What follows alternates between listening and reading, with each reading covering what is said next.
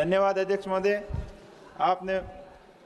आपका ध्यान जोधपुर पाली बालोतरा जिले में संचालित हो रही अवैध और नियमों के विरुद्ध उल्लंघन कर रही फैक्ट्रियों की ओर दिलाना चाहता हूं, जो प्रदूषण युक्त पानी बिना ट्रीटमेंट किए जोजरी नदी के अंदर, लूणी नदी के अंदर डाल देते हैं और वहाँ लगे हुए ट्रीटमेंट प्लांट वो उसको उपयोग में नहीं ले रहे हैं, खंडर हो चुके हैं, जर्जर हो चुके हैं और उसकी वजह से आसपास के क्षेत्रों के अंदर गंदा पॉल्यूशन युक्त, रासायनिक युक्त पानी भर गया है और कल्याणपुर के आसपास के गांव, डोली अराबा के गांव, उसमें पॉल्यूशन युक्त पानी गांवों के अंदर, तालाबों के अंदर, शमशान घाट के अंदर, स्कूलों के अंदर भर जाने की वजह से जनजीवन अस्त व्यस्त हो चुका है और उसके समाधान के लिए कोई उपयुक्त कार्रवाई नहीं हो रही है। तो मेरी आपके माध्यम से सरकार से मांग है कि पॉल्यूशन विभाग को सख्त किया जाए और वहाँ टीम भेजकर उनकी जो अवैध फैक्ट्रियाँ चल रही है उनका निरीक्षण करके अवैध फैक्ट्रियों को बंद करवाएं और जो ट्रीटमेंट प्लांट नहीं चल रहे हैं उन ट्रीटमेंट प्लांटों को चलाएं और नए ट्रीटमेंट प्लांटों की व्यवस्था की जाए ताकि भविष्य के अंदर इस समस्या का समाधान किया जा सके। पिछले मानसून सत्र में भी मैंने माननीय सदस्य श्री शंकर लालवानी की पॉल्यूशन टीम वहाँ आई और खाना पूर्ति करके चली गई और कोई सख्त कार्रवाई नहीं की। ये समस्या साल दर साल चली आ रही है। बहुत बहुत शुक्रिया सर। पिछले 20 साल से डबल इंजन की सरकार है बिहार में। 13 करोड़ में लगभग 3 करोड़ लोग अपने परिवार को पालने के लिए अलग अलग राज्यों में खट रहे हैं सर।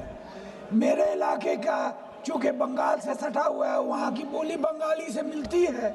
आज हरियाणा में, उत्तर बिहार में, उत्तर हिंदुस्तान में उन लोग को तंग किया जा रहा है। Bengali speaking people from Bengal, Assam and Kishanganj, Simachal and Bihar are being harassed and वो अपना आधार कार्ड, वोटर कार्ड देने पे भी उनको बोला जाता है ये फ्रॉड कार्ड है। मेरी आपसे, आपके माध्यम से गुजारिश है कि हरियाणा सरकार खास करके उनको चिताया जाए कि इस तरह का हरकत ना करें ताकि हमारे लोगों को तकलीफ हो।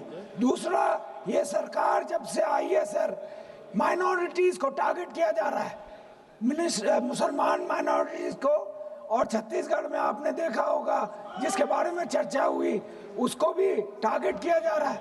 मेरी आपसे आग्रह है कि ये रुकना चाहिए। बहुत बहुत शुक्रिया। Thank you, sir.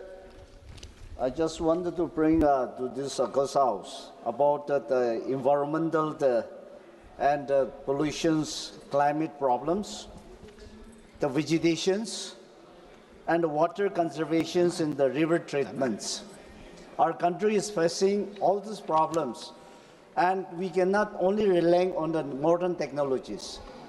Why not? I wanted to know whether we have the policy to preserve the Himalayan mountain range, along with the Himachal, Uttar Pradesh, Jammu and Kashmir, Uttarakhand, and all the northeast states, to preserve the mountain and have a proper treatment, so that if we can bring a policy to have a policy or create a cell or a department, it will save our environments.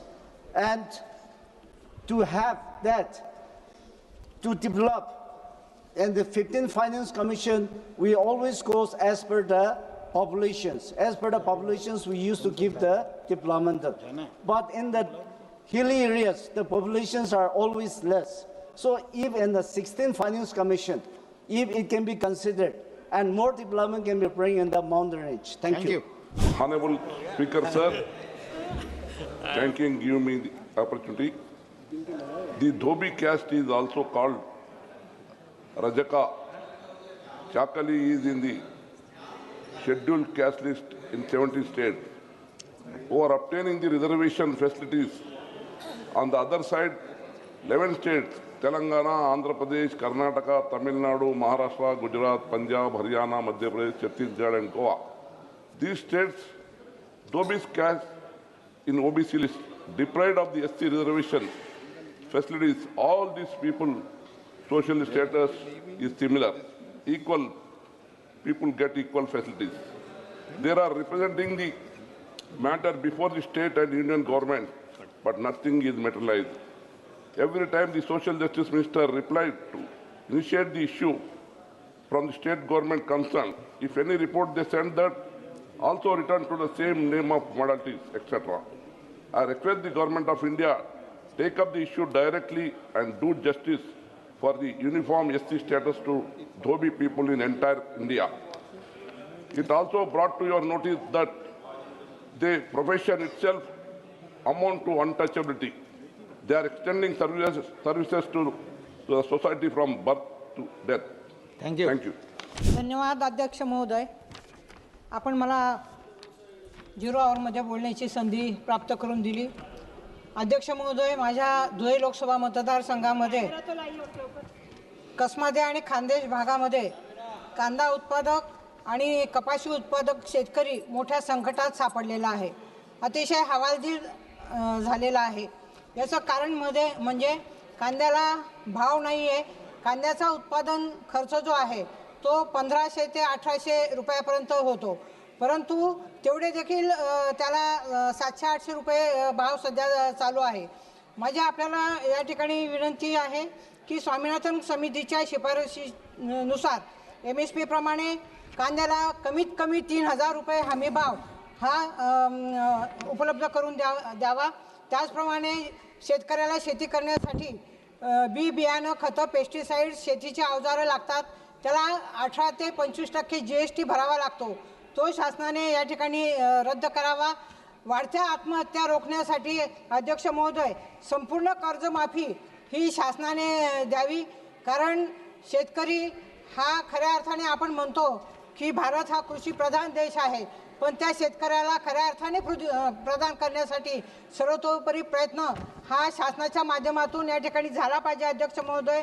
त्याचप्रमाणे आयात निर्यात धोरण जे आहे ते देखील अस्थिर झालेलं आहे. माझी आपल्याला विनंती आहे की आपल्या माध्यमातून सरकारला मी विनंती करते की एक कमिटी स्थापन करून आयात निर्यात धोरण जे आहे ते स्थिर करावं. धन्यवाद अध्यक्ष.